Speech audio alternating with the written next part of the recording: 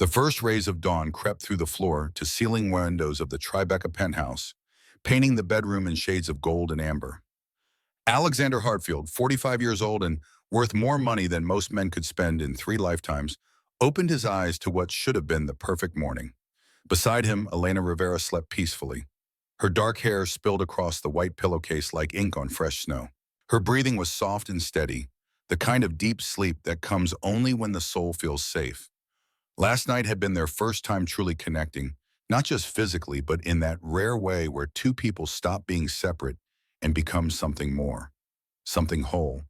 Alex watched her for a moment, feeling something he had not felt in the 2 years since his wife Catherine had died. Not just happiness, not just desire, but hope. The kind of hope that whispers maybe, just maybe, life gets a second act after all. He smiled, ready to slip out of bed and surprise her with breakfast. Something simple. Pancakes perhaps, though he would probably burn them. The thought made him grin. A billionaire who could buy any restaurant in Manhattan, but could not flip a pancake without setting off the smoke alarm. Then he saw it. Blood. Not much, just enough. A small stain on the pristine white sheets, right where Elena had been lying. His heart, which moments ago had been light as air, turned to lead in his chest. What happened? What did I do? Did I hurt her? His hand trembled as he reached toward her shoulder. Elena, wake up. Please wake up. She stirred, her eyes opening slowly. When she saw him, her first expression was pure joy. That sleepy smile of a woman waking beside the man she loves. Good morning. Then she followed his gaze downward, saw what he saw, the smile vanished. The fear that replaced it would haunt him for weeks. 3 months earlier. March in Boston arrived the way it always did, with rain that could not quite decide if it wanted to be snow. The kind of weather that made the city look like an old photograph, all gray and muted, beautiful in its melancholy. Alexander Hartfield sat in the corner booth of the Harbor Cafe, the same booth he had occupied every Tuesday morning for the past 3 months. The cafe was nothing special, working-class neighborhood near the waterfront. Chipped mugs, vinyl seats patched with duct tape, coffee that cost $4 instead of 14. Exactly what he needed. Here, nobody knew him. Nobody recognized the face that sometimes appeared in the business section of the Globe. Nobody cared about the Hartfield Properties sign on half the new luxury developments in the city. Here, he was just another guy in a sport coat, pretending to read contracts while really just watching the rain. Alex had $800 million in various accounts. He owned a penthouse that overlooked the city like a throne room. He could buy this entire block with the money he made while sleeping. And he had never felt more alone. Catherine had been dead for 2 years, 3 months, and 16 days. Not that he was counting, except he was, every morning, every night. The grief had dulled from a knife to an ache, but it never really left. It just learned to live inside him, quiet and patient. The waitress, a woman in her 50s with kind eyes, refilled his coffee without asking. You okay, hun? You look a million miles away. Alex smiled the smile he had perfected over 2 years of people asking that question. I am fine. Thank you. She did not believe him, but she was kind enough to pretend she did. The bell above the door chimed. Alex glanced up out of habit more than interest, then forgot how to breathe. The woman who walked in was not classically beautiful in the way of magazine covers or red carpets. She was beautiful in the way of real life. Dark hair pulled back in a messy bun, scrubs visible under a jacket that had seen better days, exhaustion written in the shadows under her eyes, but something else there too. Determination, strength, the kind of face that had seen suffering and chosen compassion anyway. She carried a stack of medical textbooks that looked heavy enough to qualify as a workout. Her bag, worn leather that might have been expensive a decade ago, hung from her shoulder at an awkward angle. She scanned the cafe looking for an empty seat. There were none, except the other side of Alex's booth. She hesitated, clearly uncomfortable with the idea of asking a stranger to share space. Alex found himself actually hoping, that she would ask. She walked over. Up close, he could see the weariness in her face more clearly. Night shift, probably, coming off a 12-hour rotation and heading home to study before trying to sleep. Excuse me, may I sit here? Everything else is taken, and I only need 30 minutes to review before my shift tonight. Her voice was softer than he expected, tinged with an accent that spoke of Queens, of working-class neighborhoods, of families who immigrated and fought and survived. Alex gestured to the empty seat, trying not to seem too eager. Please, make yourself at home. She slid into the booth with the efficiency of someone who had learned not to waste motion. Set down her books, pulled out a notebook already filled with tiny, precise handwriting, ordered coffee, black, and a muffin she probably did not have time to eat. Thank you. I work nights at Boston General. I see you. Always come here after my shift to study before heading home. Alex found himself leaning forward slightly, genuinely interested in a way he had not been interested in anything for months. That must be incredibly demanding work. She looked up, seemed to really see him for the first time. Her eyes were dark brown, almost black, and held that particular kind of wisdom that comes from watching people fight for their lives. It is. But when you help save someone, when you see a family get their person back, it makes every exhausting hour worth it. Something in Alex's chest cracked open. Not breaking, opening, like a door that had been locked finally finding its key. They talked, not about anything profound at first, just small talk. Where she went to school, how long she had been a nurse, the weather, which both agreed was miserable in that quintessentially Boston way that somehow felt like home. But underneath the small talk, something else was happening, a recognition. The kind two people have when they realize the person across from them sees the world in the same colors they do. 40 minutes passed like four. Elena, and that was her name, Elena Rivera, glanced at her phone and swore softly. I am so sorry. I completely lost track of time. I need to get home and sleep before tonight. She stood, gathering her books in a practiced motion that spoke of doing this dance 1,000 times. Alex stood too, surprising himself. I come here every Tuesday. Same time. If you ever need a quiet place to study again. She paused, looked at him with those eyes that had seen too much death to believe in fairness, but chose kindness anyway. I come here every Tuesday too, after night shifts.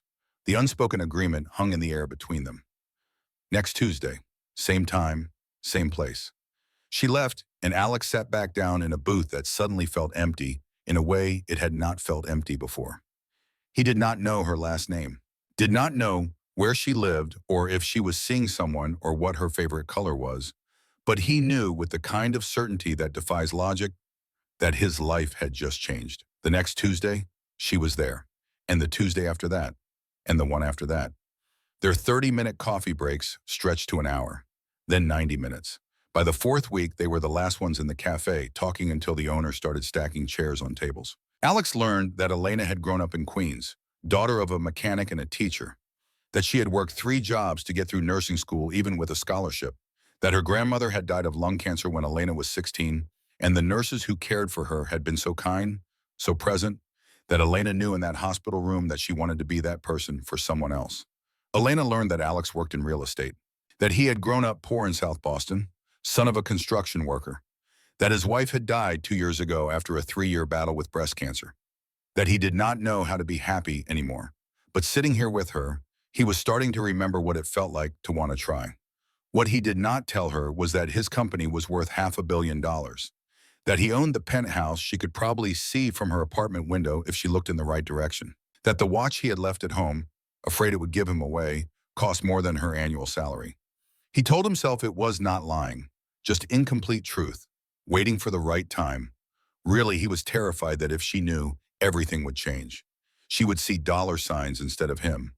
Or worse, she would see charity case written across her own forehead and walk away with her pride intact and his heart in pieces. By week 5, he could not pretend anymore that this was just friendly conversation. He was falling in love, not the wild, passionate love of youth, something deeper, quieter. The kind of love that feels like coming home after a long journey you did not know you were on. On a Thursday evening, rain drumming against the cafe windows, Alex took the leap. Elena, I know this might seem forward, but would you have dinner with me? A real dinner, not just coffee. She looked at him for a long moment, long enough that he thought she might say no, long enough that his heart started planning its retreat. I would like that, but Alex, I need to be honest. I do not go to fancy places. I cannot afford them, and I would not feel comfortable even if I could. He wanted to tell her right then, wanted to say that money was not an issue, that he could take her anywhere in the world. But he saw the pride in the set of her shoulders, the independence that was as much a part of her as her compassion. We will go wherever you feel comfortable. You choose. She chose Mama Rosa's in the North End, a family restaurant with red checkered tablecloths and candles in wine bottles. The kind of place where the food was good and honest and nobody cared if you could pronounce the wine. Exactly right. Alex arrived 15 minutes early, wearing khakis and a sweater instead of the suit he had almost chosen. Trying to look like a man who worked in real estate, not a man who owned half of it. When Elena walked in, something in his chest went quiet and loud at the same time. She wore a simple navy dress. Nothing expensive. Probably bought at a department store. But the way she moved in it, the way she held herself, made her the most beautiful woman he had ever seen. You look wonderful. She blushed, actually blushed, and he felt like he had won something. Dinner was everything first dinners should be and rarely are. Easy conversation, genuine laughter, the kind of comfort that usually takes months to build. She told him about her parents, how her father Miguel had worked himself half to death to make sure she got opportunities he never had. How her mother Rosa taught second grade and somehow made $20,000 a year stretch to cover everything a family needed and half of what they wanted. She told him about her dream, the Institut Pasteur in Paris, a 12-month fellowship program in intensive care. The best in the world. She had been saving for 3 years, $18,000 so far, needed another 15. Alex did the math in his head. $33,000. He made that in interest while sitting at this table. Could write her a check right now and not notice the money missing. But he saw the pride in her eyes when she talked about saving. The satisfaction of building towards something through her own effort. If he offered money even as a gift, it would take that from her. So instead, he said what was true. You will get there, I believe that. And he meant it. She asked about his family. He told her about his parents, both gone now. His father, who had worked construction and taught him that a man's worth was measured in the quality of his labor, not the quantity of his bank account. His mother, who had died 6 months after his father, because 50 years of marriage meant she did not know how to be without him. He told her about Catherine, not everything, but enough. The diagnosis that came out of nowhere, the 3 years of fighting, the way she held his hand at the end and told him it was okay to be happy again someday. Your wife sounds like she was an incredible person. She was. But Elena, being here with you, it does not feel like I am betraying her. It feels like I am finally doing what she asked, living again. The check came, $85. Lena reached for her wallet. Alex, gently but firmly, stopped her. Please, let me, just this once. She hesitated. He could see the calculation in her eyes, the understanding that $85 was not nothing to her, but also the recognition that this mattered to him. Okay, but next time, we split it. There was going to be a next time. His heart did arithmetic it had forgotten how to do. They walked to the subway station together. The night air was cold but clean, the kind of spring cold that promised summer was coming eventually. At the top of the stairs leading down to the trains, they stopped. I had a really good time tonight. So did I. Can I see you again? Not just Tuesday coffee, really see you. I would like that very much. She stood on her toes, kissed him, soft and sweet and full of possibility. Then she was gone, down the stairs, and Alex stood on a Boston street corner, feeling like a man who had just discovered he had a future after all. Over the next few weeks, they built something. Not just a relationship, a partnership, a friendship that was becoming more of a. They went to a movie at a small independent theater, walked through Boston Common on a Sunday morning, watching dogs chase each other while their owners pretended to have control. Had breakfast at a diner where Elena knew all the waitresses by name and they teased her about finally bringing a boyfriend.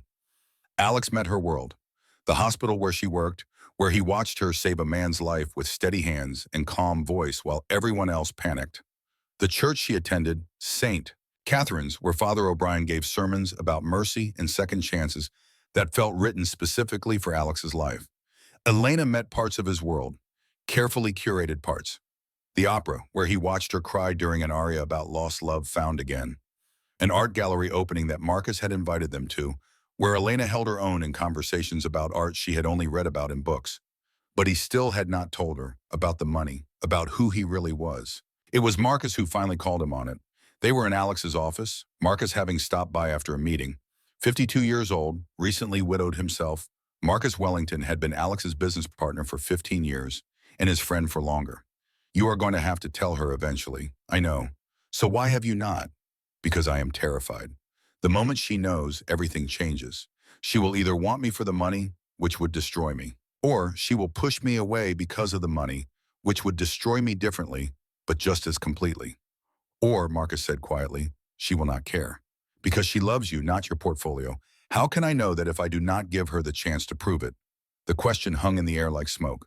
2 days later, Elena found out anyway. They were sitting in the Harbor Cafe, full circle, Tuesday morning after her night shift. She looked more tired than usual, something weighing on her. Alex, I need to ask you something, anything. My friend Rachel, she is a doctor at the hospital. She was talking about real estate investments, and she mentioned Hartfield Properties, said they were developing that new complex in the seaport. Alex's stomach dropped. She Googled you just to see if there was a connection. The words came out flat. Hurt. Alexander Hartfield, CEO and founder, net worth estimated at $800 million. The Hudson Yards project in New York. $2 billion. Elena, I can explain. Can you? Because from where I am sitting, you have been lying to me for 2 months. I never lied. You never told the truth, which is the same thing. Her eyes were bright with tears she was too proud to let fall. Alex reached for her hand. She pulled back. Do you know what I thought when I read that? My first thought was not, wow, he is rich. It was, oh God, I am a joke to him. Poor little nurse who makes $65,000 a year. Let me see how long can keep up the act before she figures out she is the charity case. That is not true. Elena, that is not even close to true. Then why did you not tell me? Because I was afraid. People change when they find out about the money. Either they want something from me or they decide I want something from them. But with you, for the first time in years, someone saw me. Just me. Not the bank account, not the properties, just Alex. The guy who burns pancakes and cries at the opera and still misses his wife. She was crying now. Silent tears tracking down her face. I do see that guy. But he did not trust me enough, to be honest. You are right. And I am sorry. If I could go back and do it differently, I would. The silence between them was heavy with all the things they were not saying. Finally, Elena stood. I need time to process this, to figure out if I can trust you. I understand. She walked out of the cafe, leaving Alex alone in the booth where they met, where everything started. He sat there for 2 hours, coffee going cold, watching the rain, and wondering if he had just lost the best thing that had happened to him since Catherine died. That afternoon, Victoria Blackwood walked into his office unannounced. Alex had not seen her in person for 2 years, not since the Hudson Yards deal had forced them to work in proximity, and he had made it clear their past was staying in the past. She looked exactly the same, 38 years old and stopping time through sheer force of will. Chanel suit, perfect hair, the kind of beauty that knew its own price and negotiated accordingly. Hello, Alex. Victoria, what do you want? She sat in the chair across from his desk without being invited, crossed her legs with the precision of someone who knew the gesture's effect.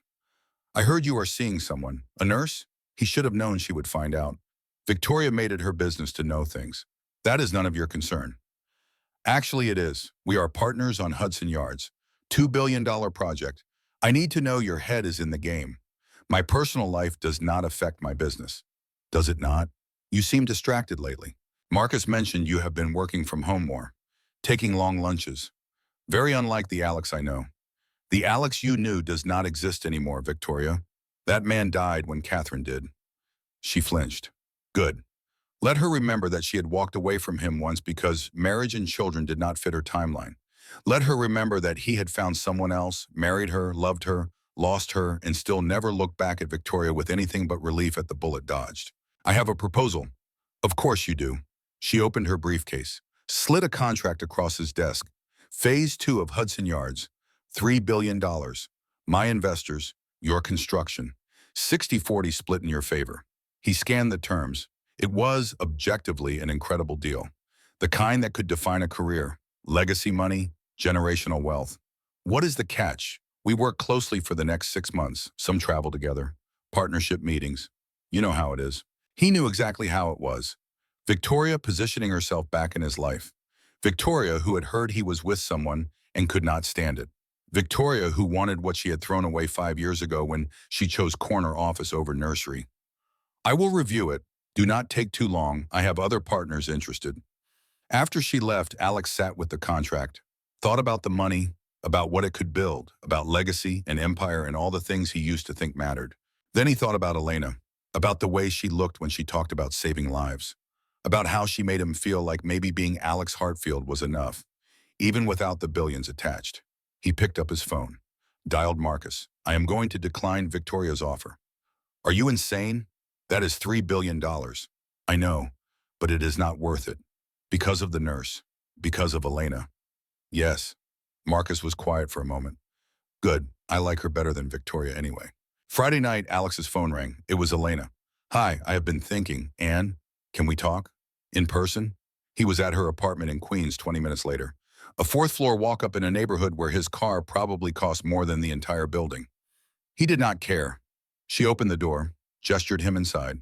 The apartment was tiny, maybe 600 square feet, but it was clean and bright and filled with books and plants and photographs of people who loved each other. It felt like home in a way his 8,000 square foot penthouse never had. They sat on her couch, not touching. The space between them felt like miles. I talked to Father O'Brien at my church. What did he say? He said that honesty is a foundation, but that none of us are completely honest about everything from the first moment. He said sometimes people keep secrets, not to deceive, but to protect something precious until it is strong enough to survive truth. I should have told you sooner. Yes, you should have. But I understand why you did not. She turned to face him fully. I was angry, not because you are rich, because you did not trust me. I do trust you. Then prove it. No more secrets. Complete honesty from now on. Deal. Ask me anything. She did. For the next hour she asked, and he answered. About the money, yes. But also about Catherine, or about why he started the company. About what made him happy, and what scared him, and what he wanted from life now that he had everything money could buy, and it had not been enough to save the person he loved most. And he asked her about her ex-boyfriend, the doctor who had gotten her pregnant and left her after the miscarriage, about the pain she carried, about whether she could imagine a future with someone whose world was so different from hers. When the talking finally stopped, the silence was different, not heavy, just full. I am falling in love with you, Elena Rivera. I am falling in love with you too, Alexander Hartfield. They kissed, slow and deep and full of promise. But we need rules. Rules? I pay my own way. Dinners, movies, everything within my budget. If you want to do something extravagant, you ask me first. And you never ever make me feel small because I earn less than you. Agreed. But in return, sometimes you let me spoil you. Not because you need it, but because I want to. And you trust that I am doing it out of love, not pity. Deal. One more thing. Marcus is having a dinner party next Saturday at his house in Greenwich. It is going to be mostly business people. Wealthy people. It might be uncomfortable. Will Victoria be there? Probably. Elena took a breath. Then I will go. Because we are in this together now. Your world and mine. He kissed her again. Grateful. Terrified. Hopeful. They had no idea what was coming. The next week passed in a blur of preparation and anxiety. Elena bought a dress at Macy's, navy blue, simple but elegant, $150, which for her was a splurge. She practiced walking in the heels she had borrowed from her friend Rachel. Read up on wine and art and all the things she imagined wealthy people talked about at dinner parties. Alex wanted to help, wanted to buy her a dress from a designer whose name she could not pronounce, wanted to hire someone to do her hair and makeup, but he remembered their agreement. Let her do it her way. Saturday arrived too quickly. The drive to Greenwich took an hour. Elena sat in Alex's car, a luxury vehicle she tried not to calculate the price of, watching the neighborhoods change from working class to wealthy to obscenely rich. Marcus Wellington's house was not a house. It was an estate, mansion. Whatever you called a building that had its own driveway that was longer than most city blocks. Elena's hand tightened on Alex's. I cannot do this. Yes, you can. They are just people in a big house. People who probably spend more on dinner than I make in a month. Probably. But that does not make them better. Just richer. She took a breath, nodded. They walked to the door together. The evening started well enough. Marcus and his wife Catherine welcomed them warmly. The other guests were polite, if reserved. Conversations about business and travel and things Elena could follow but not contribute to. Then Victoria arrived. She made an entrance the way some women breathe, effortlessly. Red dress that probably cost more than Elena's rent. Diamonds that caught the light like captured stars. She went straight to Alex, kissed both his cheeks in that European way that managed to be both casual and intimate. Darling, so good to see you. Then she turned to Elena with a smile that did not reach her eyes. And you must be the nurse. How charming. The word charming landed like a stone. Dinner was torture dressed as civility. Elena sat between Alex and a real estate investor who kept calling her honey in a tone that suggested he had forgotten her name immediately after hearing it. Across from her, Victoria held court, telling stories about vacations and art auctions and a world so far from Elena's that they might as well have been different species. The conversation turned to travel. Elena, have you been to Europe? Not yet. I have been saving for a program in France. How wonderful. Business or pleasure? Education. A fellowship in intensive care at the Institut Pasteur. Victoria's eyes gleamed with something that might have been sympathy if it had been sincere. 12 months. That is a long time to be apart, especially for a new relationship. The implication hung in the air. New relationships do not survive long distance. New relationships barely survive stress. New relationships where one person is a billionaire and the other is a nurse definitely do not survive. We will make it work. Of course you will. But Victoria was not done. Over the main course, she casually mentioned the Hudson Yards project, how she and Alex would be working closely together. Late nights, travel, just like old times. Elena's fork clattered against her plate. Excuse me, I need to use the restroom. She fled. Alex started to follow. Marcus caught his arm. Let Catherine go. In the bathroom, Elena stared at her reflection, saw a woman in a department store dress surrounded by designer labels, a nurse in a room full of CEOs, a girl from Queens in a mansion in Greenwich. The door opened. Catherine Wellington, Marcus's wife, came in. You are doing fine. I do not belong here. Catherine laughed. Not unkindly. None of us belong here, dear. We are all just pretending. You seem to fit. I am 50 years old and I have been practicing for 25 years. I was you once, secretary who married the boss. They all looked at me the way Victoria is looking at you. What did you do? I decided that their opinion of me mattered less than my opinion of myself. And I decided that Marcus loved me, which was the only opinion that actually counted. She put a hand on Elena's shoulder. The question is not whether you belong in Alex's world. The question is whether he belongs in yours, and whether you can build something new together. Elena looked at this woman she had just met and saw kindness, real kindness. Thank you. When they returned to the table, dessert was being served. Victoria was in the middle of a story about Paris, clearly calculated to remind everyone of her sophistication. Alex stood when Elena approached, pulled out her chair, looked at her with eyes that said, I see you and I love you, and nothing else in this room matters. Elena sat, squared her shoulders, and made it through dessert. But in the car on the way home, the dam broke. She was right. About everything. Who? Victoria? I do not fit in your world, Alex. Tonight proved it. I am a nurse who shops at Macy's and saves for 3 years for a fellowship. They spend more on a dinner party than I make in 6 months. He pulled the car over, turned to face her. Listen to me. I do not care about Macy's or Chanel or any of it. You make me feel alive. You make me remember why any of this matters. Victoria has billions and an empire, and she is miserable. You have compassion and purpose, and you change lives every day. But can love be enough? When the worlds are this different? It has to be. Because I love you, Elena, and I cannot go back to who I was before you. She was crying now. He reached across the console, took her hand. Tell me what you need. Rules, boundaries, whatever makes this work.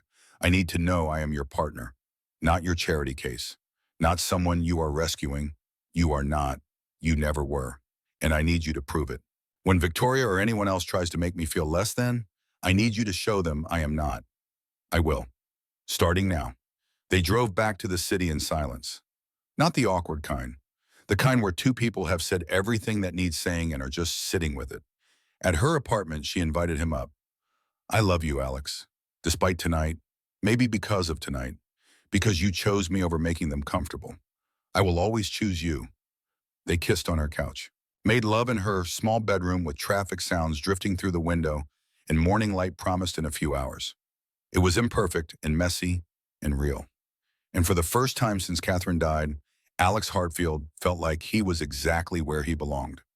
Outside, the city hummed, indifferent to their joy, unaware that two people had just decided to build a life together despite every reason the world gave them not to. Above them, stars hid behind city lights. But they were there, patient, waiting, just like the future they were choosing. Together. The weeks that followed the Greenwich dinner party felt like learning to walk in a new body. Everything familiar, but the balance somehow different. Alexander and Elena built routines that bridged their worlds. Tuesday mornings at the Harbor Cafe remained sacred. A touchstone. The place where it all began, where a billionaire and a nurse had found something neither money nor medicine could create. But now their lives expanded beyond that corner booth. Some days, Elena brought Alex into her world. The real world, he sometimes thought. The world where people worked with their hands and hearts, where a good day meant someone lived who might have died, where wealth was measured in family dinners, around crowded tables and laughter that cost nothing. Other days, she stepped into his, the world of gallery openings and business dinners and conversations about markets and portfolios. She learned to navigate it the way she had learned to navigate the ICU, carefully, observing, finding her place not by changing who she was, but by being exactly herself in spaces that expected her to be someone else. Week 9 brought an invitation that made Elena's hands shake when she opened it. Sunday dinner, my parents' house in Queens. Mom is making perniso and arroz con gandules. Be there at 3 or face her wrath. The note was from her sister Sophia, but the real message came through clearly. Time for Alex to meet the family. The real test. Alex arrived at the Rivera home in Queens wearing jeans and a button-down shirt. No tie, no watch that cost more than a car. Just a man meeting his girlfriend's parents, carrying flowers for her mother and a bottle of rum for her father because Elena had told him it was Miguel's favorite. The apartment building was exactly what he expected. 4 stories. Brick. The kind of solid working-class structure that had housed generations of families who came to America looking for something better and found it through sheer determination. The Rivera apartment was on the 3rd floor, small, maybe 900 square feet for 4 people. But the moment Elena opened the door and pulled him inside, Alex understood what a home could be. Warmth, not just temperature, something deeper. The kind of warmth that comes from people who genuinely like each other, choosing to be together. Rosa Rivera, Elena's mother, was a small woman with her daughter's eyes and a smile that could melt ice. She hugged Alex before he could offer a handshake, murmuring something in Spanish that he did not understand, but felt in his chest anyway. Welcome, mijo. Any man who makes my daughter smile like this is family. Miguel Rivera was harder, 58 years old, hands calloused from 40 years of turning wrenches and fixing engines. He looked at Alex the way fathers have looked at men dating their daughters since the beginning of time. Suspicious, protective, ready to defend what mattered most. They shook hands. Miguel's grip was strong. A message. I am not impressed by your money. Impress me with your character. Dinner was chaos in the best possible way. Rosa had cooked enough food for 20 people, even though only 6 sat at the table. Elena. Sophia, her younger sister, 25 and in medical school. Miguel and Rosa. Alex. And Tia Carmen, Rosa's sister, who showed up unannounced because apparently that was what family did. The conversation flowed in English and Spanish, sometimes mid-sentence. Alex understood maybe half of it, but he understood the important parts. The laughter, the teasing, the way Miguel and Rosa looked at each other after 30 years of marriage and still saw the people they fell in love with. After dinner, while the women cleared dishes despite Alex's offer to help, Miguel gestured to the balcony. Come, we talk. The balcony was barely big enough for 2 chairs and a small table. They sat. Miguel pulled out 2 cigars, offered one to Alex. I do not usually smoke, but thank you. Good, filthy habit. Rosa hates it, but sometimes a man needs 5 minutes to think. They sat in silence for a moment. The city spread below them, Queens at twilight. Not beautiful in the postcard way of Manhattan skylines. Beautiful in the way of real life. Lights in windows, families sitting down to dinner, people living. You are rich, it was not a question. Yes, sir, my daughter, she makes $65,000 a year, works night shift, saves every penny for this program in France. I know, you could write a check right now for that program, not even notice the money gone. I could, but she would never forgive me. Miguel smiled, small but real. Good answer. You understand her. I am trying to. Why my daughter? You could have any woman. Models, actresses, rich women who understand your world. Alex thought about how to answer, settled on truth. Those women see what I have. Elena sees who I am. There is a difference. And when she goes to Paris for 12 months, you will wait? If she will have me when she comes back, I would wait 12 years. Miguel studied him the way a mechanic studies an engine, looking for the flaw, the weakness, the part that will break under pressure. Whatever he saw must have satisfied him because he nodded once. Okay, you are good for now. But you heard her. I do not care how much money you have. I will come for you. I would expect nothing less, sir. They went back inside. Elena looked between them, trying to read what had happened. Did Dad threaten you? Yes. Good. That means he likes you. The evening ended with Rosa packing enough leftovers to feed Alex for a week, hugs from everyone including Miguel, and Sophia whispering to Alex as he left. She loves you. Like really loves you. Do not mess this up. I will try my best not to. Driving back to Manhattan, Elena beside him, containers of Pernal warming the back seat, Alex felt something he had not felt since before Catherine got sick. He felt like part of something larger than himself, part of a family, connected to people who cared about each other, not because of what they could gain, but simply because that was what love meant. Your father threatened my life. I know. He threatened my last boyfriend too. Right before that boyfriend left me in a hospital after I miscarried. Alex's hands tightened on the wheel. Elena had told him about James Patterson, the doctor she had dated, the pregnancy, the miscarriage at 8 weeks, the text message breakup while she was still bleeding. But hearing her mention it so casually, as if it were just another fact of her history, made his chest ache. Your father was right to threaten him. Dad does not know about the pregnancy. Nobody does except Rachel and you. Why not tell them? Because Mom would have cried for weeks. Dad would have actually killed James, and I just wanted to forget it happened. She was quiet for a moment, but I did not forget. And when the endometriosis diagnosis came, part of me wondered if it was punishment for not being good enough to keep a baby. Alex pulled over, right there on the side of the highway, put the car in park and turned to her. Look at me, she did, eyes bright with tears. You are not being punished. You did nothing wrong. That man was a coward who did not deserve you, and your body has a medical condition that thousands of women have. Neither of those things are moral judgments. I know that up here. She tapped her head. But here? She touched her chest. Here I still wonder. When we have children, if we have children, it will be because we are ready and we are together. And if we cannot, we will find another way. Adoption, surrogacy, or just us. But Elena, you are enough exactly as you are. She kissed him then, on the side of a highway with cars rushing past and the city lights blurring through her tears. Take me home. Your place or mine? Yours. I want to wake up with that view you are always talking about. They drove to Tribeca, to the penthouse that had felt like a mausoleum for 2 years, but with Elena in it, walking through rooms and touching furniture, and looking out at the city from windows that framed it like art, the space transformed. She made coffee in his kitchen, found mugs and cabinets he forgot he had, stood at the window in one of his shirts and nothing else, watching the sun come up over Manhattan. I could get used to this view, the city or the shirt, both. He came up behind her, wrapped his arms around her waist, rested his chin on her shoulder. Move in with me. The words surprised him as much as they surprised her. But once spoken, he knew they were right. Alex, we have been together 3 months. I know. Too soon. Forget I said anything. She turned in his arms. I did not say no. I said it has only been 3 months. Is there a required timeline I am not aware of? She laughed, that real laugh that made her whole face light up. You are serious. Completely. This place is too big for one person. It has been too big since Catherine died. But with you here, it feels right. Like maybe I bought it knowing someday you would fill it. What about my lease? Break it. I will cover the penalty. See, this is exactly what we talked about. You cannot just throw money at every problem. You are right, I am sorry. Keep your lease. Stay there, but keep clothes here. A toothbrush. Spend weekends. Let me wake up with you more than once a week. She kissed him, soft and slow. Okay, but I am keeping my apartment. A girl needs options. Fair enough.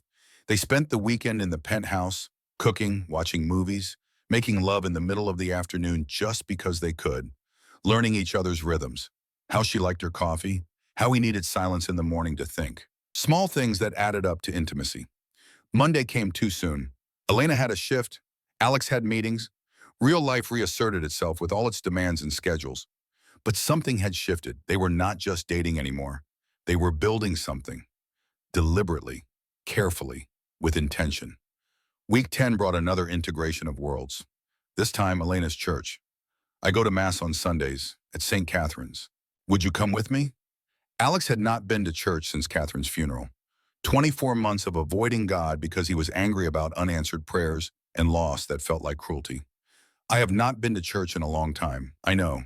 You do not have to come. But I would like it if you did. So he went. St. Catherine's was not like the cathedral where he and Catherine had married. No soaring Gothic architecture. No stained glass windows worth more than houses. Just a simple neighborhood church. Stone. Solid. The kind of building that had been there for 100 years and would be there for 100 more. The congregation was mostly working class, families, older couples who had been coming for decades. A few young people scattered among the gray heads. Father Patrick O'Brien was a man in his 60s with white hair and a face that had seen enough of life to be kind about it. His homily that morning was about the prodigal son, about coming home, about how God does not measure how long you have been gone, only how sincere you are in returning. Alex felt something shift inside him. Not breaking, opening. After Mass, Father O'Brien stood at the door, shaking hands and greeting parishioners. When he got to Elena and Alex, he smiled. Elena, good to see you, and this must be Alex.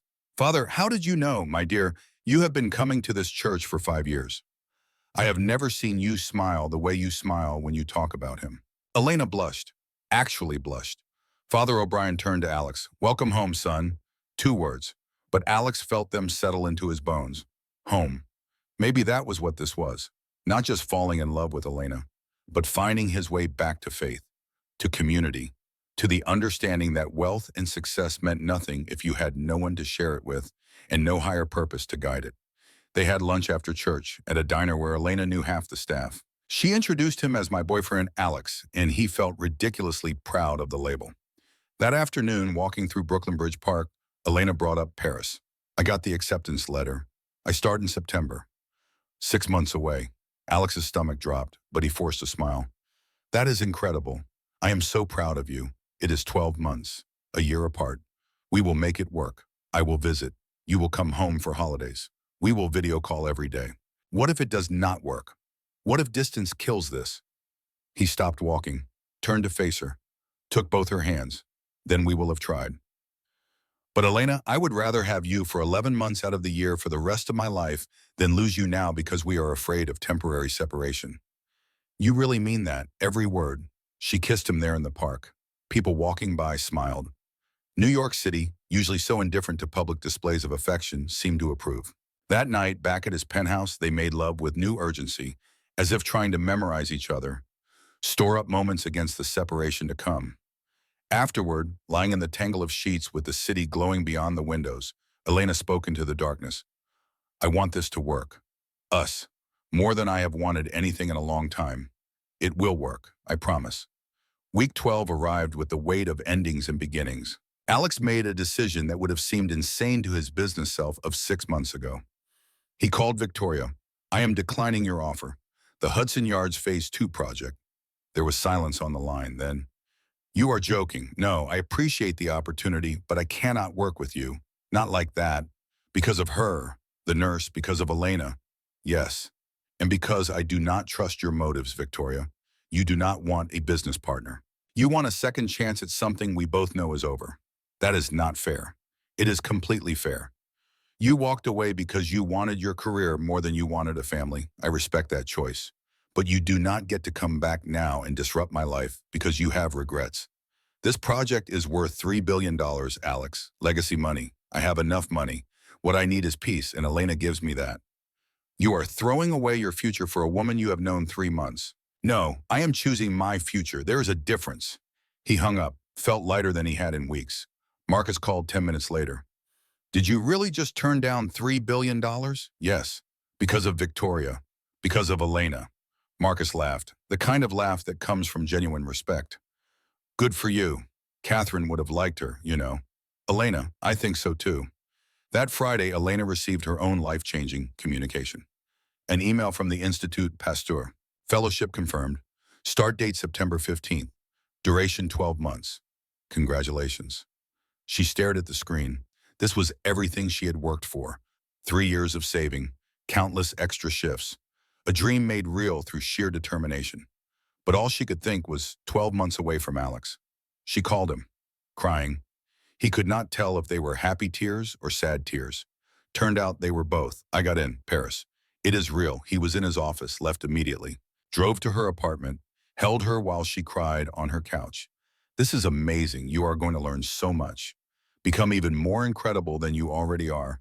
But a year, Alex, an entire year. I will visit every month. First-class tickets, hotels near your apartment, long weekends together. You cannot afford that.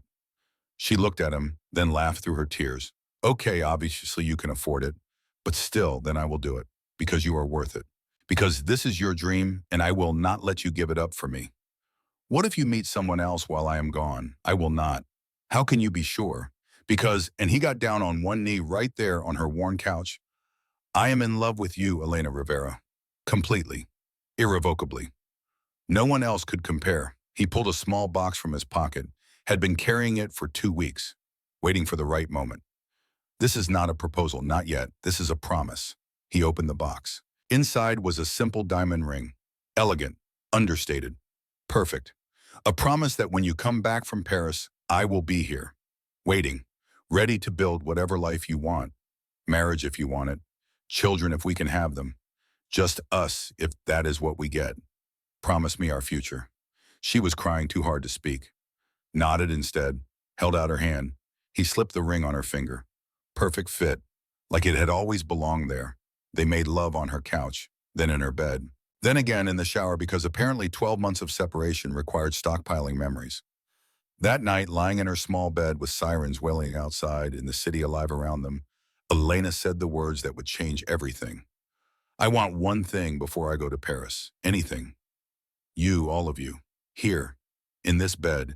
Before everything gets complicated with distance and time zones and missing each other. We can wait. Until you get back. Make it special. This is special. You are special. And I do not want to wait anymore. Are you sure? She pulled him closer. Kissed him with intent. I have never been more sure of anything. What followed was tender and passionate and imperfect in all the ways that real intimacy is imperfect. There was laughter when they bumped heads, a moment of nervousness that they navigated together, connection that went beyond physical. Afterward, Alex held her, memorizing the weight of her, the sound of her breathing, the way she fit against him like she had been designed for that exact space. I love you. I love you too. So much. They fell asleep like that, tangled together, exhausted and happy and complete. Neither of them knew that in a few hours everything would change.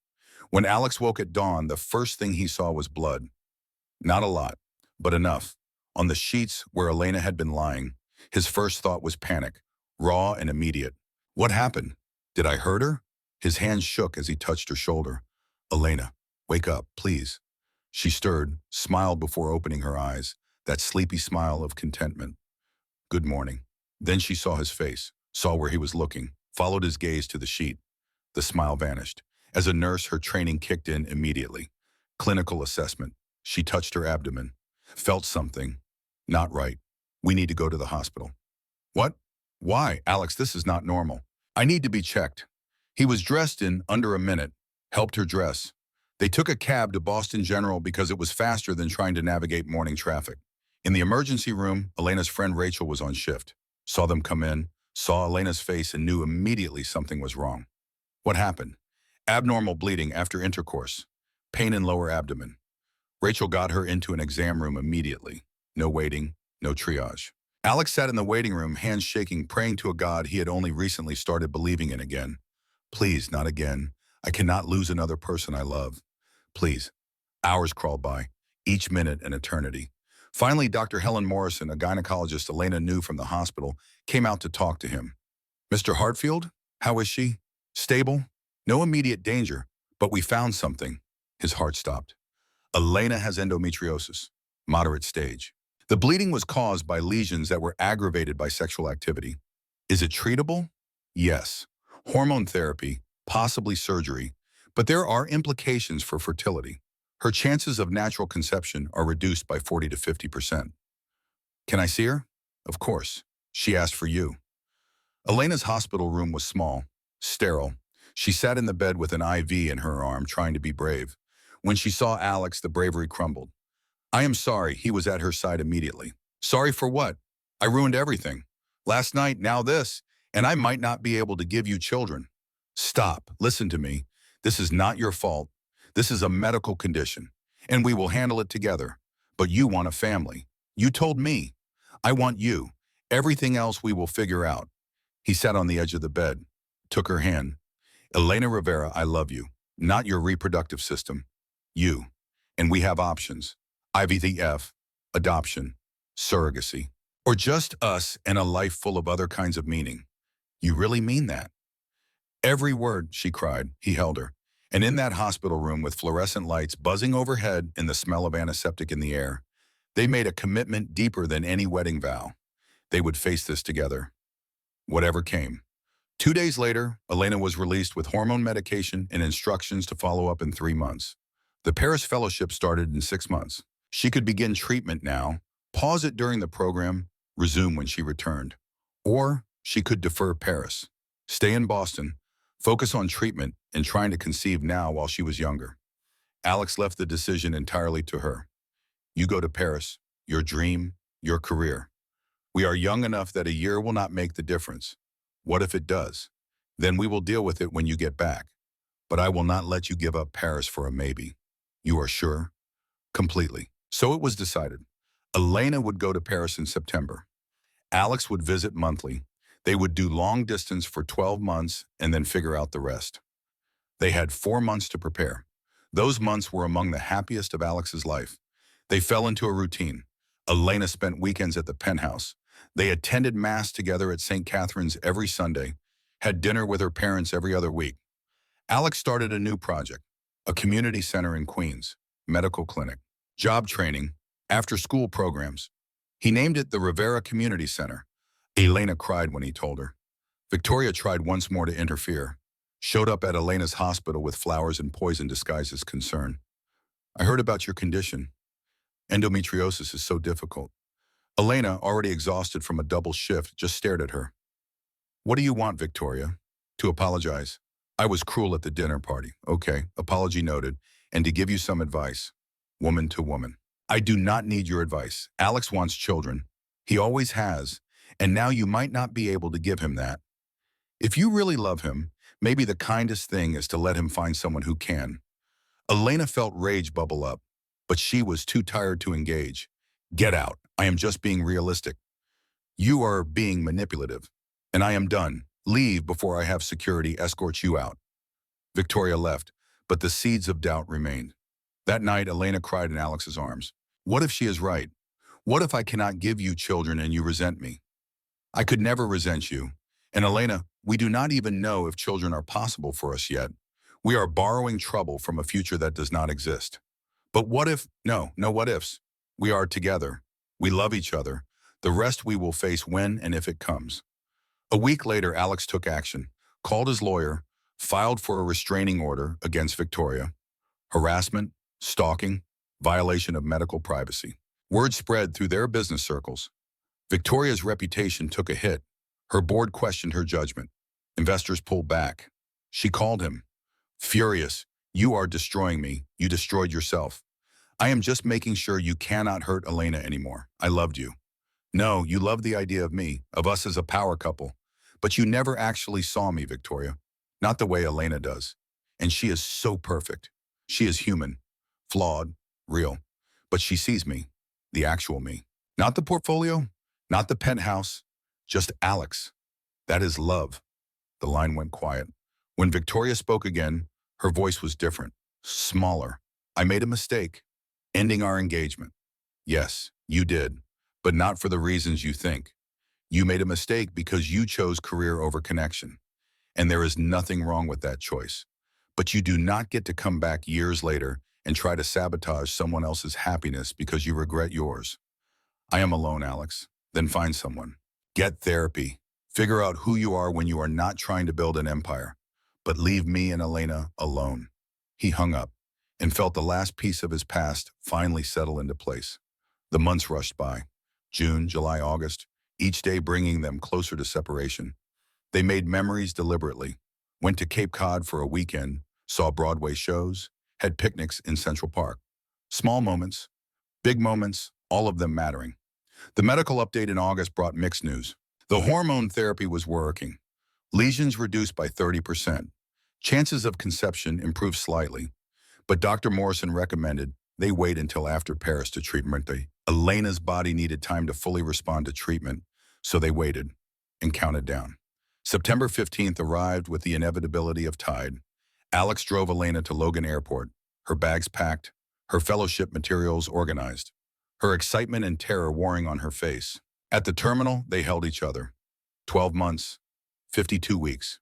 You counted. Of course I counted. I will miss you every day. I will visit. October, I promise. She pulled out the ring he had given her months ago. The promise ring. This goes with me, to remember. Good, because I meant every word. They kissed, long and desperate and full of hope and fear. When she finally pulled away and walked towards security, she looked back 3 times. Each time, Alex waved. The last glimpse he had of her was her dark hair disappearing into the crowd. He sat in the airport for an hour after her plane took off, watching the sky, knowing she was up there somewhere, flying away from him but also toward her dream. His phone buzzed, a text from Elena, landed safely. Miss you already. Je t'aime. He smiled through the ache in his chest. Je t'aime aussi. Only 364 days to go. That night, alone in the penthouse that suddenly felt too big again, he opened his laptop. An email waited. From Victoria. Subject, we need to talk. About Elena. About something you do not know. His hand hovered over the delete button. Then curiosity won. He clicked. What he read made his blood run cold. The email sat on the screen like a snake coiled to strike. Alexander Hartfield stared at the words, reading them once, twice, 3 times. Each reading made his chest tighter, his breathing shallower. Victoria's message was simple, surgical, designed to plant doubt where certainty had been. She claimed to have information about Elena's medical history, a pregnancy 2 years before they met, a miscarriage at 8 weeks, a relationship with Dr. James Patterson, a cardiologist at Boston General, that had ended when Elena lost the baby. The facts were true. Elena had told him about James, about the pregnancy, about the devastating loss in the text message breakup that followed. But Victoria's question was poison. If Elena could get pregnant before the endometriosis diagnosis, why the sudden fertility issues now? Was the severity exaggerated? Was she manipulating him for sympathy, for commitment, for access to his wealth? Alex closed the laptop, poured 3 fingers of scotch, stood at the window overlooking Manhattan, and tried to silence the voice in his head that whispered what if. He knew Elena, loved her, trusted her, but Victoria's words had found the crack in his armor. The place where grief over Catherine still lived, the fear that he was not enough, that people he loved would leave or lie or break him. He picked up his phone, put it down, picked it up again, called Marcus instead of Elena. I need advice. Marcus Wellington had been his friend long enough to hear the strain in his voice. What happened? Victoria sent an email about Elena's medical history, suggesting she might be exaggerating the endometriosis to lock me down. And you believe her? No. But I am questioning why Elena did not tell me about the pregnancy sooner. Did you ask her why? She said it was too painful, that she was afraid I would see her as damaged. Does that sound unreasonable to you? Alex took a drink. Let the scotch burn. No, it sounds human. Then why are we having this conversation? Because I am terrified, Marcus. I lost Catherine. I cannot lose Elena too. And if she is not being completely honest, I need to know now before I am in too deep. You are already in too deep. You love her. The question is whether you trust her. I want to. That is not the same thing as doing it. After they hung up, Alex sat in the darkness of his penthouse for 3 hours, wrestling with himself, with fear disguised as rationality, with the part of him that wanted to protect his heart, even if it meant sabotaging his happiness. Finally, at 2 in the morning, he video called Elena. She answered from her tiny apartment in Paris. 6-hour time difference meant it was 8 in the morning there. She was already dressed for her first day of fellowship, hair pulled back, nervous energy radiating through the screen. When she saw his face, her smile dimmed. What is wrong, he told her, about Victoria's email, about the questions it raised. And as he spoke, he watched her expression move through shock to hurt to something harder. You think I lied about the endometriosis? Her voice was flat. Dangerous. No. I just want to understand the timeline. The timeline? Alex, I got pregnant accidentally with a man who abandoned me when I lost the baby. 2 years later, I started having symptoms. Pain, irregular bleeding. I got diagnosed. That is the timeline. But Victoria said, Victoria is trying to destroy us, and it is working. Elena stood, started pacing in the small frame of the video. Do you want to see my medical records? I can have Boston General send them ultrasounds showing the lesions, pathology reports. Would that satisfy you? This is not about satisfaction. Then what is it about? Because from here, it looks like you believe your ex-fiancée over your girlfriend. I believe you. I just needed to hear it from you. No, you needed to accuse me at 2 in the morning because you are scared. She was crying now. Angry tears. I am in Paris, starting the biggest opportunity of my career. And instead of supporting me, you are questioning my integrity based on poison from a woman who has tried to sabotage us from day one. Elena, please, do you trust me? Yes or no? The question hung between them.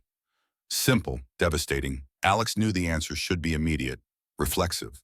But the pause, that half second of hesitation, told them both everything. Her face changed, went still. When you figure out the answer, call me back. The screen went black. Alex stared at his own reflection in the darkened monitor. Saw a coward, a man so afraid of being hurt that he was destroying the best thing in his life. He tried calling back. She did not answer. Tried again at 3, 4, 5 in the morning. Nothing. Finally at 6, when the sun was starting to paint the city in shades of gold, he texted, I trust you completely. I am sorry I made you doubt that. I love you. Please call me. The response came an hour later. I need time. This hurt more than I can explain right now. I will call when I am ready. The next week was hell. Elena responded to his messages but did not call. Her texts were polite, distant. The warmth that usually infused every word was gone. Alex threw himself into work, took meetings he had been avoiding, flew to Chicago for a property inspection he could have delegated, anything to avoid sitting alone with his thoughts. Marcus finally cornered him on Friday. You look terrible. Thank you for that observation. Have you talked to her? She is not ready. Then go to Paris. I cannot just show up uninvited. Yes, you can. You are a billionaire. Buy a plane ticket. Go fix this. What if she does not want to see me? Then at least you tried. But sitting here feeling sorry for yourself is not going to save your relationship. The next morning, Alex was on a plane to Paris. He had not told Elena he was coming. Had no plan beyond showing up at her apartment and begging forgiveness. It was impulsive and possibly foolish and completely unlike his usual carefully calculated approach to life. But loving Elena had taught him that some things required leaps of faith. The flight was 8 hours of rehearsing what he would say, discarding speeches that sounded too formal or too casual or too desperate. In the end, he decided to just tell the truth. Paris greeted him with rain, appropriate. Pathetic fallacy made real. He took a cab to the address Elena had given him. Les Marais, 4th arrondissement. Narrow streets and old buildings and the kind of beauty that came from centuries of life lived. Her apartment was on the 3rd floor. No elevator. He climbed stairs that had been worn smooth by generations of feet, knocked on her door, heard movement inside. A pause. Then the door opened. Elena stood there in jeans and a sweater, hair loose, face bare of makeup. Beautiful in the way that stopped his heart. What are you doing here? I came to apologize. In person. Because a video call was not enough. She stared at him. He could not read her expression. You flew to Paris to apologize? Yes, that is either incredibly romantic or incredibly stupid. Maybe both. The corner of her mouth twitched. Not quite a smile, but something. Come in. The apartment was tiny, maybe 400 square feet, but she had already made it hers. Books on makeshift shelves, photos of her family on the walls, a blanket her mother had made draped over the small couch. They sat, not touching, an ocean of distance in 2 feet of space. I am sorry for doubting you, for letting Victoria get into my head, for not trusting you the way you deserve to be trusted. Why did you doubt me? Because I am scared of losing you, of not being enough, of history repeating itself. I am not Catherine, I know that, but the fear does not care about logic. She was quiet for a long moment. When James left me after the miscarriage, I promised myself I would never let a man make me feel worthless again, that I would only be with someone who saw my value. You have value, so much value. Then why did you question me? Because I am broken in ways I am still discovering. Because watching Catherine die broke something in me, and I have not figured out how to fix it. Therapy might help, it might. Another silence, this one softer. I understand fear, Alex. I am terrified too. Of this, of us. Of loving you so much that losing you would destroy me. You are not going to lose me. You almost pushed me away. I know. And I will regret that conversation for the rest of my life. She reached out, took his hand. I forgive you. But we need to be better at communicating, at trusting each other even when it is hard. Agreed. No more letting Victoria or anyone else plant doubts. And you need to actually deal with your grief. Catherine died, that was tragic. But you are alive, and you get to choose whether to keep living or just exist. You are right, I usually am. That got a real smile from him. They talked for hours about fear and trust and the work required to build something real, about her fellowship, which was intense but incredible, about his new community center project in Queens, which was becoming more meaningful to him than any luxury development. As evening fell and the Paris streetlights flickered on, Elena made dinner in her tiny kitchen. Pasta with vegetables. Simple and perfect. They ate on the couch, plates balanced on their laps, and it felt more intimate than any five-star restaurant. How long can you stay? I have meetings in New York on Tuesday, so I need to fly back Monday night. That gives us 2 days. 2 days, not enough, but better than nothing. What do you want to do? Be with you. I do not care about seeing the Eiffel Tower or the Louvre. I just want to be in the same room as you. She kissed him then, the first real kiss since the fight, and it felt like absolution. They spent Saturday wandering the Marais, holding hands, ducking into cafes when the rain picked up. She showed him her favorite bakery, the park where she studied, the small church where she had started attending Sunday Mass. That night, in her small bed with rain pattering against the window, they made love with a tenderness that felt like healing. Afterward, Elena curled against him. I was so angry at you. I know. I deserved it. But I never stopped loving you, even when I wanted to. That is the thing about love. It does not turn off just because someone hurts you. Unfortunately true. Sunday they attended Mass at her church. The service was in French. Alex understood maybe one word in 10. But he understood the feeling, the sense of peace, of being part of something larger. After Mass, as they walked along the Seine, Elena brought up the future. After this fellowship, I come home, and we figure out the rest. Marriage, children if we can, just us if we cannot. That is still the plan? Unless you have changed your mind. Never. She stopped walking, pulled him to face her. Then I need you to promise me something. Anything. No more secrets. No more letting fear make decisions for us. We trust each other. Completely. Or this will not work, I promise. Complete honesty from now on. They sealed it with a kiss there beside the river, with tourists and lovers flowing around them like water. Monday came too soon. Alex's flight left at 8 in the evening. They spent the day being deliberately present, not talking about his departure, just being together. At the airport, the goodbye was harder than September had been. 1 month. I will be back in 1 month. I am counting on it. I love you, Elena Rivera. I love you too, Alexander Hartfield. He forced himself to walk through security, to not look back. Looking back would break him. On the plane, he opened his laptop, wrote an email to Victoria. Short, final. Leave us alone. If you contact Elena or me again, I will pursue legal action. We are done, in every possible way. He hit send, felt a weight lift. The months that followed established a rhythm. Alex flew to Paris the second weekend of every month. 3-day trips, Friday through Sunday. They explored the city, made love, talked about everything and nothing. Elena threw herself into the fellowship. The work was demanding, but she was learning techniques that would make her one of the best ICU nurses in the country when she returned. They video called every night, told each other about their days, fell asleep with phones propped on pillows, watching each other breathe across an ocean. It was hard. Long distance always is. But it was working. December brought an unexpected gift. Alex arrived in Paris for his monthly visit to find Elena waiting at the airport with an expression he could not read. Nervous, excited, scared. What is wrong? Nothing is wrong. But I have news. Good news or bad news? She handed him an envelope. You tell me. Inside was an ultrasound image, grainy black and white, but unmistakable. A baby. Alex stared at the image, looked at Elena, looked back at the image. You are pregnant? 6 weeks. I found out last week. Wanted to tell you in person. But the endometriosis. The doctor said it would be difficult. Apparently not impossible. Tears were streaming down his face. He did not care that they were in the middle of Charles de Gaulle Airport with hundreds of people around them.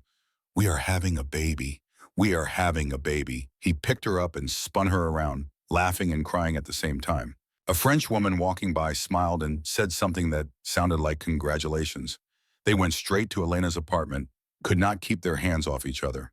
The pregnancy had been confirmed by a doctor in Paris. 6 weeks along, healthy heartbeat, but high risk given the endometriosis. The doctor here says I should come back to Boston. Better to have familiar doctors for a high-risk pregnancy. But your fellowship, you have 6 more months. She shook her head. I am coming home. The baby is more important. Alex wanted to argue, wanted to tell her not to give up her dream, but the truth was, he wanted her home, wanted to be there for every appointment, every milestone. When? End of January. I will finish the fall session. Then come home. That gives us 6 weeks to prepare. Prepare for what? Everything. Nursery, baby furniture, our life as parents. She laughed. That bright, unrestrained laugh he loved. We are going to be parents. Terrible, exhausted, clueless parents. The best kind. Christmas was magical. Elena came home for 2 weeks, met with Dr. Morrison, who confirmed the pregnancy and outlined the care plan. High risk, weekly ultrasounds, modified activity, but optimistic. Alex told her parents on Christmas Eve. Miguel cried, actually cried. Rosa blessed herself and thanked God in Spanish and English. You are giving us a grandchild. We are trying. It is still early. It will work. I feel it in my bones. By late January, Elena was home permanently. She moved into the penthouse. They converted one of the guest rooms into a nursery. Alex wanted to hire a designer. Elena insisted on doing it themselves.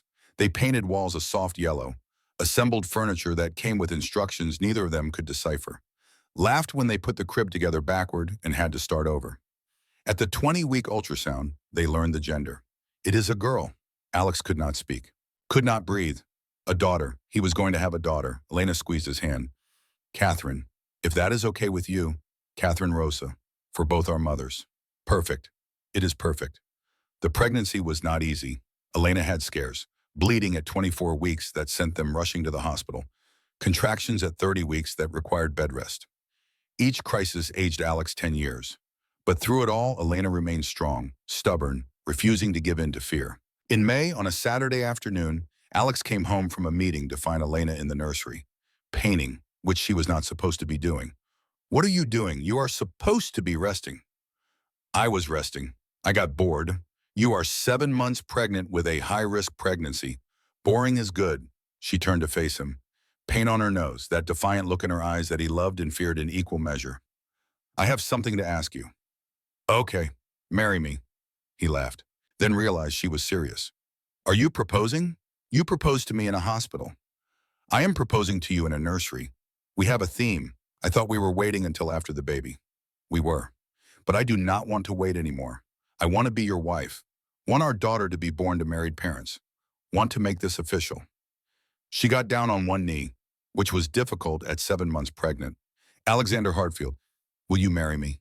He pulled her to her feet, kissed her. Yes. Absolutely yes. They were married 2 weeks later. Small ceremony at St. Catherine's. Father O'Brien officiating. Elena's family. Marcus and Catherine Wellington. A few close friends.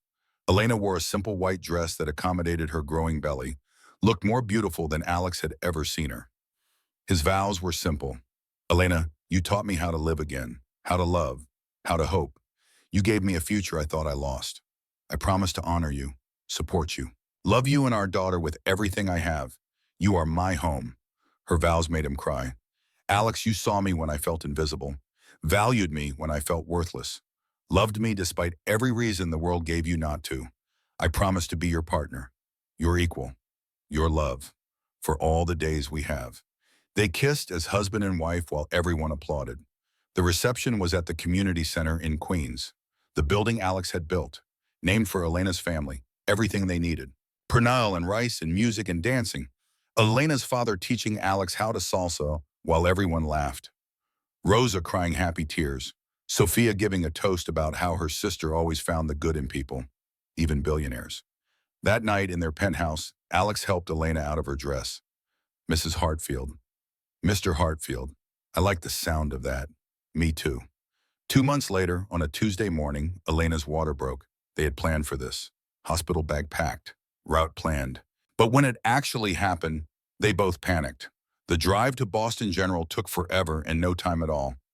Labor was long, 18 hours, difficult. The endometriosis had caused complications. Dr. Morrison recommended a cesarean section. Alex held Elena's hand through it all. I am scared. I know, but you are the strongest person I know. You have got this. We have got this. We have got this. At 7:23 p.m. on July 15th, Catherine Rosa Hartfield entered the world. 6 pounds, 3 ounces. Perfect. They placed her on Elena's chest. This tiny person with dark hair and eyes that could not quite focus yet, but seemed to look right into her parents' souls. Alex could not speak, could only stare at this miracle, this impossible gift. Elena was crying, happy tears. We made a person.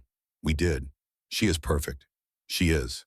That night, after visitors had left and the nurses had dimmed the lights, Alex sat beside Elena's bed. Catherine Rosa sleeping in the bassinet beside them. Thank you. For what? For giving me this. A family. A future. Everything. You gave me the same thing. They sat in comfortable silence, watching their daughter sleep, marveling at tiny fingers and tinier toes. 3 months later, they returned to St. Catherine's for Catherine Rosa's baptism. The church was full, both families, friends, the community that had embraced them. Father O'Brien held their daughter as he blessed her. In the name of the Father, the Son, and the Holy Spirit. Catherine Rosa slept through the entire ceremony. Woke up only when everyone applauded. After the baptism, there was a party at Marcus and Catherine Wellington's house, their gift to the new family. Alex found himself on the back terrace, holding his daughter, watching the sunset. Marcus joined him. Fatherhood suits you. It is terrifying. That never goes away. Catherine Rosa yawned, snuggled closer to Alex's chest. I never thought I would get this again. After Catherine died, family, purpose, joy. Life surprises us, if we let it. Inside, Elena was laughing with her mother and sister, radiant, happy, home. Alex looked at his daughter, at his wife, at the life they had built from a chance meeting in a cafe. Everything had changed because Elena Rivera sat down at his table on a rainy Tuesday morning, because she saw past his money to the lonely man underneath, because she took a chance on him despite every logical reason not to. 2 years ago, he had been a ghost, wealthy but empty, successful but meaningless. Now he was a husband, a father, a man with purpose beyond profit margins and property developments. Elena appeared at the terrace door. There you are. Rosa wants a family photo. He walked over to her, kissed her forehead. I love you. I love you too. Now come on, before my mother starts crying again. They went inside together. A family. Complete. And in that moment, Alexander Hartfield understood something he had been learning for 2 years. Real wealth was not in bank accounts or property portfolios or luxury penthouses. Real wealth was this: a sleeping baby, a loving wife, a community that cared. He had spent 45 years building an empire of stone and steel, but it took 30 minutes in a cafe with a tired nurse to teach him what really mattered. Love, connection, purpose. The rest was just details. Outside, the sun set over Connecticut, painting the sky in shades of gold and amber. Inside, 3 generations of family gathered around a dining table, sharing food and stories and laughter. And at the center of it all, a baby girl who would grow up knowing she was loved, who would hear the story of how her parents met, how a rainy day in a corner booth and a simple conversation changed everything. Someday, Catherine Rosa Hartfield would understand that the best things in life could not be bought or sold or measured in dollars. They could only be found, nurtured, cherished, just like her father had found her mother, just like love always finds a way. If you are brave enough to let it in the end,